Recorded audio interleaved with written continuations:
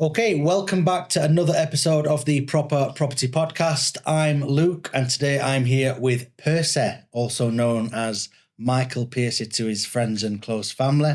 Michael is currently running a company called Lee and Rose Construction Limited. So in this episode, we're going to dive into who Michael is, how he got to this stage of his life, and what he's doing in property so far, and what he potentially wants to do in the future.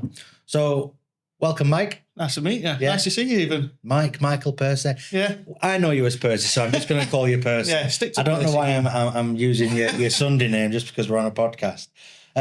So obviously we've met a couple of times, mainly at networking events. We're also both in the Men in Property network, which is really, really great. You're a great guy, but I don't know much about you. No. So I wanted to get you on and find out who is Pearcey. Yeah. Tell us about yourself. Who he really is. Exactly, yeah. Yorkshire lad, Sheffield lad, born and bred, got dragged up in Winkerbank. Nothing wrong with Winkerbank for any Winkerbankers out there. Parents split up. I was 13 and I ended up going to Chesterfield with my mother. And I've stayed in Chesterfield ever since, really, now. So, So how old was you when that happened? Like 12/13. Okay. Yeah. Parents split up and that's it. So first 12 years of your life in Sheffield. Yeah, Winkerbank, and then moving Still over got to plenty Chesterfield. of family in Sheffield. Yeah. So what was life like in Chesterfield compared to your life like in Sheffield? Obviously, you were a child for your Sheffield years, but I've said to a lot of people, they'll say, "Oh, like where are you from originally? Oh, Sheffield. Oh, do you know such and such?" No, because Sheffield's 5 times. It's like I think in Sheffield there's 550,000 people roughly. Yeah. Chesterfield it's 150,000. So it's like no, but that's one thing what became apparent in Chesterfield. Everybody knows everybody. Really, yeah. So if you've got some bad blood with somebody, or if you've got, you know what I mean, it's word spreads easy. you can't sneeze without Mary saying bless you. Everybody knows. And thing is, I live in a little village as well, which village life, if you're not in the clique, it sometimes can be awkward. Were you in the clique? Ish. In and out on it. It's that's same again. It's if you fall out with somebody at village, then everybody knows what's gone off. It's all,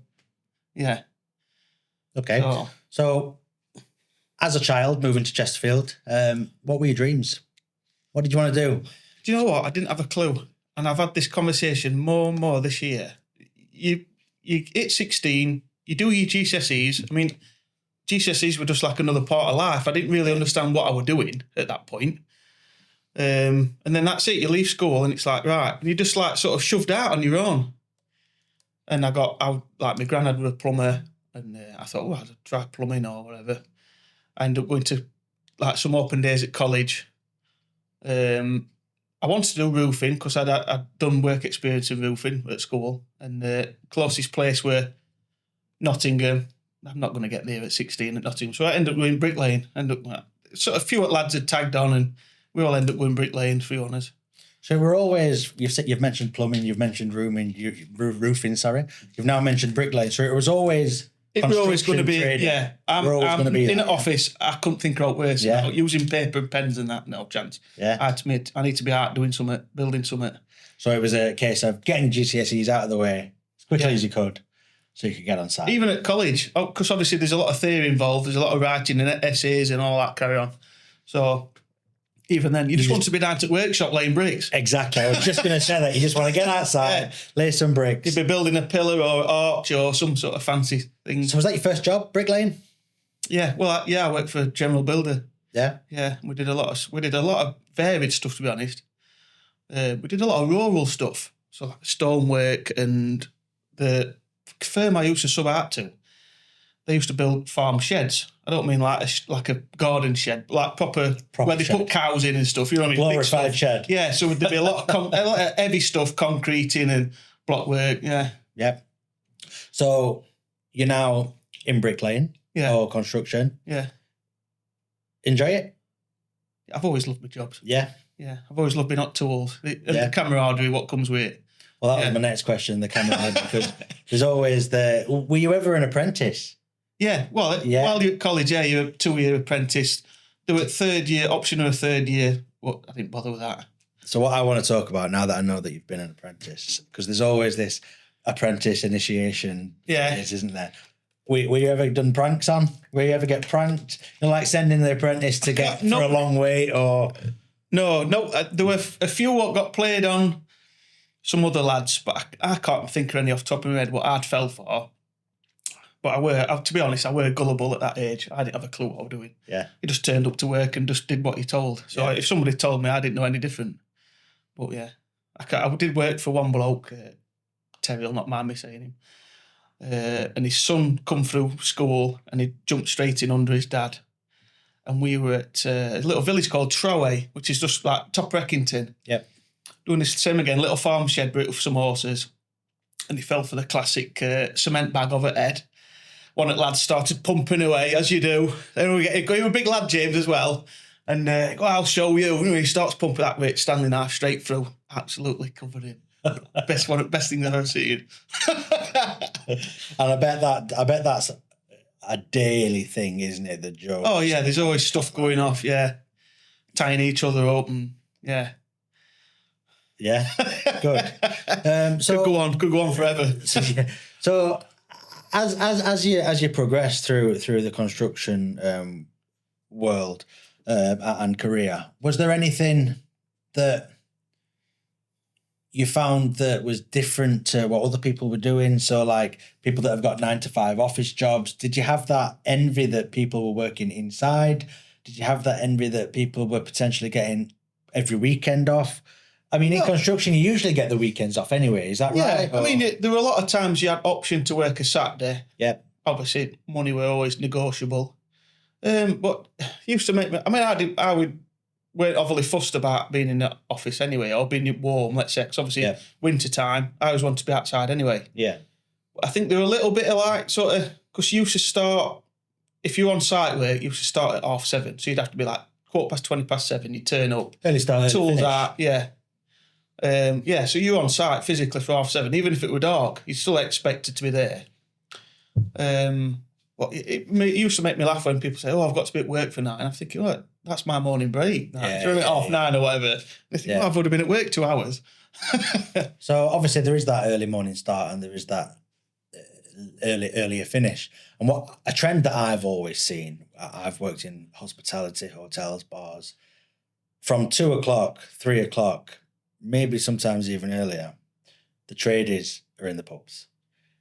They're finishing work early. They're going to the pub. They're having 3-4 pints and then going home. Sometimes not even going home. Yeah, they're sometimes staying out. It's not as bad as it used to be. I mean, but you still do get... There was a thing where... go on. Insurances actually wanted sites to shut at like, say, between 2 and 3 because that were the time you were most likely to have an accident, so you either cut your finger off or you were going to do something stupid. So they used to say you might as well finish at 2 because that's your most prone. Because all you're doing, you have your lunch after 12, 1 o'clock, you go out, but you won't be thinking about what you're doing. You're thinking about, I'm going out tonight, having a beer, whatever. And then that's when you've had an accident, you fell off at ladder or something. Yeah. So there was an actual thing where they used to say, right, shut at 3, and that's it. I didn't know that. I thought because it started earlier, obviously, for whatever reason, they finish earlier. Yeah. So a lot of people come in hungover. Yeah. Yeah. Especially on a Monday morning. Yeah. If they've been out watching football. Yeah. Some sore heads. Because what I've seen from an outsider's point of view with contractors and traders as well, they're working for the weekend. Work has slogged their way through the week. And then when the weekend comes... I've done it. I've just going out. I've agreed to work a Saturday morning and I've gone out Friday night, 1 too many. And you don't want to get up that Saturday morning.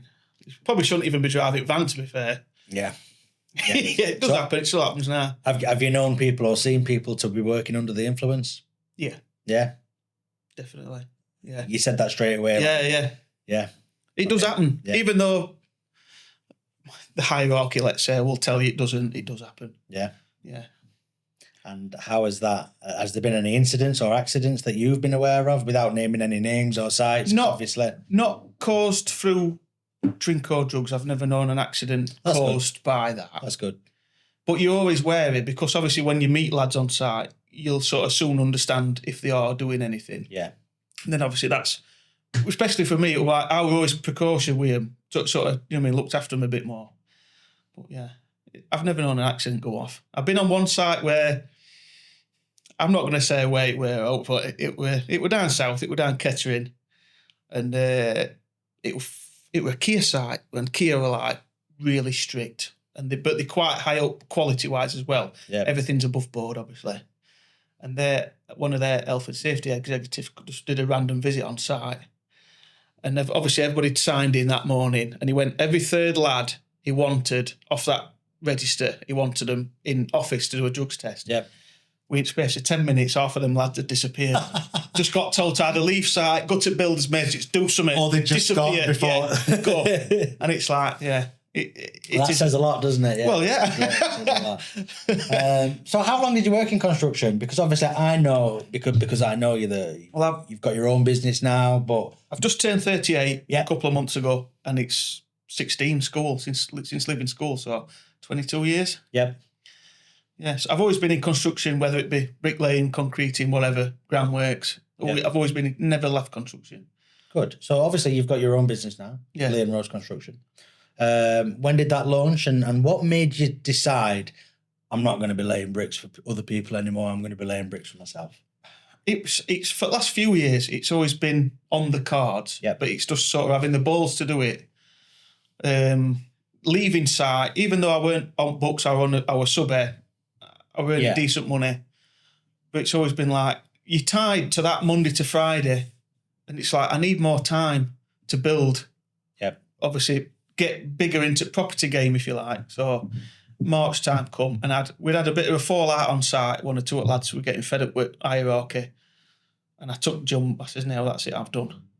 It's interesting you say that, because for everyone that I've spoke to that's gone self-employed, Yeah. from being in an employed role, there's always been a catalyst. There's always been something that's happened. Yeah. That's made it happen. Yeah. You've had a fallout on It site. can go with quite that, sour okay. quite quickly. Yeah. Because it is a job what's dog eat dog sort of thing, if you like. And if you're not, you'll always get accused of say not pulling your weight, or you've done too many mistakes, or you've done something, and the pressure does get to you straight away. It is a big thing. So you've made this decision to form your own business, yeah. How was that decision taken by your friends and family? Were they like, wow, brilliant? No, Because- I think. So I mean, talking to family and that, I think even they knew it were always going to be on cards. It would just sort of, but you do get them questions. Are you going to have enough work? What are you going to be like when winter comes? And it's like, well, yeah, but I've got to take that risk. I can't just, you know what I mean? Can't just. No risk, no reward. Yeah, exactly that. You have to take risk, otherwise you're just going to be stuck in that monotonous. Well, I don't like saying it, but it's a rat race. It really is a rat race. But unless you take those risks, you don't reap the rewards. And the thing is, if it doesn't work, I can always fall back on site work. I've still got my qualifications. Exactly. When you've got a good skill set and you've got a good trade behind you, there's always something to fall back on. Do you know what I mean? Okay. So I wanted to touch base on your property journey. Yeah. Because I know you. People that are watching or listening may not know you. Yeah. But you've took that leap into self-employment. Yeah. You also wanted to take that leap into property. Yeah. Did you always want to get into property? It's always been an interest. Yep. Even from like years ago, you mean, from being a teenager and anything. Yep. What was stopping you? I think it was the knowledge more than anything. I mean, same again, you spoke to lads on site, and I know a lot of lads that have they've bought a second house and they've done it up, sold it, made a bit of money. And then you start Googling stuff and it's like, oh no, you can't buy a house now because there's too much tax, and you want to learn that bit more. But obviously there must be a way around it, these tax implications and all the ins and outs, let's say. So literally just... It's amazing how much a quick Google... Almost, you do a quick Google, I want to invest in property. Yeah. Almost everything you see is almost telling you don't want to do that. Yeah. You don't want to do that. There is a lot of bump and a lot of false stuff out there, which makes it harder, obviously. But yeah, it was literally a Saturday morning, sat having some breakfast, big YouTube fan. I'm not interested in general telly, always watching something on YouTube. Kevin McDonald comes on. Don't know who he is, never heard of him. comes on, does a 5 minutes thing. I don't know where. Oh, you can do rent to rent. Right. So, and then I can remember watching the episode, and he was talking about buying this terrace house. Anyway, and he says, "Oh yeah, come down to Peterborough, and you can do my soppy course for all them what's heard of progressive. I think it was £30 or £40, £39 for a 3-day course, Friday, Saturday, Sunday. And that's down at Progressive Property down in Peterborough. That was down at Peterborough, yeah. The head So office. I literally says to our woman, I'm gonna book this course. Look, went through the website, had a look, yeah, £29, £39, whatever it were. I says, yeah, we'll do it. Went down Friday. Wait, from Chesterfield, obviously, it was a bit of a drag. And I come back up Friday night, having already filled my head with all these bits. And I says to our woman, I says, I'm going to stop down on Saturday. I says, because it was too much. Anyway, went down on Saturday. Same again, more. I can't remember which order they were. Obviously, they were one talking about rent to rent, one talking about SAs, HMOs, and I think there were 7 different speakers altogether. Yeah. Met Rob Moore. Brilliant, yeah. So and then Sunday come back and it was like, right, so that's sort of a bit more knowledge, if you like. Yep. What they didn't want to happen was, obviously, everybody were in classroom. Basically, we set up a WhatsApp group. So we all chased each other saying, like, do you know what I mean, have you done your first deal yet? Or what are you doing? Yeah.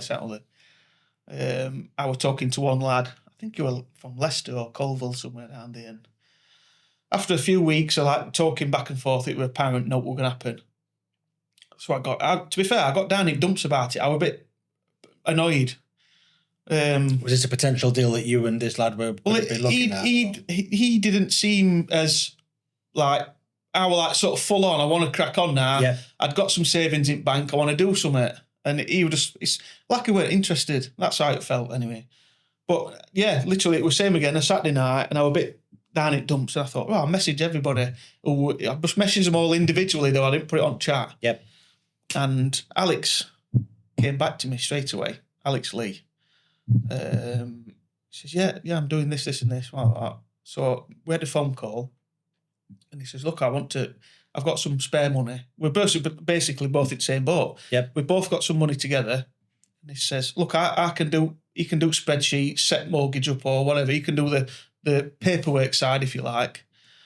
And I says, obviously, I'm tool-based. I says, just give me a set of keys and I'll go and blitz house, plaster, whatever. Yep. Put bathroom. 2 skill sets merged together. Then Alex invited me down to the JV course, which is it Tony? What's this? I can't remember his second name. I'm not sure. Anyway, another progressive event. So we both went down to this joint venture thing. I think it was more or less apparent there. We'd both agreed there and then we're going to put so much in each. We'll set a company up, both, which is Lee Palm Estates Limited now. So we put so much money in. Then obviously went to viewings and stuff like that. Alex is down in Stevenage. So I basically said, I says, whatever we buy, it needs to be near me because obviously I can't be travelling hours of course, yeah. with tools. So it had to be close to me. So we did a few areas around Chesterfield. We kept going to Matlock. This one, I'd seen one previously on Rightmove, Zoopla. Went to view it, come back on market, went to view it, loved it. It was perfect potential. It wanted everything, like new bathroom, some walls moving, bit of plasterwork and that. It was perfect for me, like this first project. That's it. So I can remember having a phone call with Alex and I says, are we putting a bid in? Yeah, and we put an offer in. It was like 15 grand less than what they were asking. Yep. And they snapped us up on it. Yeah. So it wasn't... Believe it. It was all surreal at this point. Yeah, so this wasn't even a rent to rent. This was buy to SA. Yeah, that's it. Which is even better, right? So obviously with rent to rent, you've got those rental costs. Yeah. With the buy to SA, you've just got mortgage costs. That's it. Obviously your mortgage costs are a lot lower than your rental costs. So it's a no-brainer. Yeah. If you've got the funds to do that, buy to SA is definitely the way forward. Yeah. So when was that? When did you buy that? We completed on 1st of March 2022. So we'll have had it 3 years coming up March time. Yeah. And that is a 3-bed? 2-bed. Two bed in Matlock. Yeah, little stone cottage. Yep. I mean, to be fair, when we got it, it weren't even a 2-bed because the layout, I mean, I'll show you photos, but it wasn't even a second bedroom because it got basically made like a L-wedge hallway, what went into this bathroom. It didn't work. So we ripped all stud work out and made it a proper bathroom and a proper bedroom. Yep. Which obviously adding a bit of value. But it took us 3 months. So like April, May, June. In fact, we run into July because we were going on holiday in August. And we'd still got you've got fire regs to do, Legionnaires, all little bits to make it an SA. All your little bits, yeah. So you got it launched as an SA and it's been running as a service accommodation for the last 3 years? Ever since, yeah. Fantastic. So now you're a property investor. Yeah. You invested money into a property. You're now a property investor. So that was 3 years ago. Yeah. What's the next step? So after we'd launched that, obviously the novelty was there. So it was like I was visiting it every other week. In the meantime as well. How fast did the novelty wear off? I'd say 12 months. It was it's obviously family wanted to know about it and people wanted to visit and I just keys, go and have a look, don't make a mess. Yeah. But one thing I'd not done, I'd not finished back garden, so that was like a bit, when we'd saved up a bit more money. Yeah. We've now got this big decked area. Oh, lovely. There's a massive view what faces over Matlock Football Club. Amazing. So, that big football club. You must get a lot of footfall through for that on match days. Okay, so you've invested in property. You've got an asset that's appreciating. You've got cash flow from that. Great. I know because I've spoke to you on numerous occasions in the last couple of weeks and months that you're looking as your next step to get into flipping. Yeah. So you're looking now to get into flipping property. Yeah. Is that something that you've always wanted to do as well? Why is flipping now the next stage for yourself? So having the because of the novelty skill worn set off, as well. Yeah. It's now we're in a position where do we remortgage and take some equity out? We don't want to do that. I don't want to do it with my personal house either. So it's like, right, obviously I'll need to find an investor or find some money from somewhere. But you could say I went back on site. I did like sort of 12 months off. Just left. I've never really got involved with the SA. Yep. I'm assuming you've got a management company and managing that. So they outsource it. Cleaners. Cleaners, they outsource it. Only time I get involved now is if there's something up, toilets leaking or whatever. Went back on site. But having done a lot of networking, as you know yourself, I started picking up more and more knowledge and a bit more confidence as well. I think that's another thing what helped. And it become apparent, obviously now as politics changes and government's doing what it's doing, I think the only way for me is flips. And it's a no-brainer, obviously, being on tools. Would you say you do a lot of the work yourself? Yeah, of course I would, definitely, I mean, I've got other trades who I can trust, electricians, plumbers. But 100%, I'd just give me keys and it's like, just let me crack on. So I'd say you're actively looking for houses that are in poor condition that you'd be able to add value, whether it's bring the condition up to add value. I have started viewing. Yeah.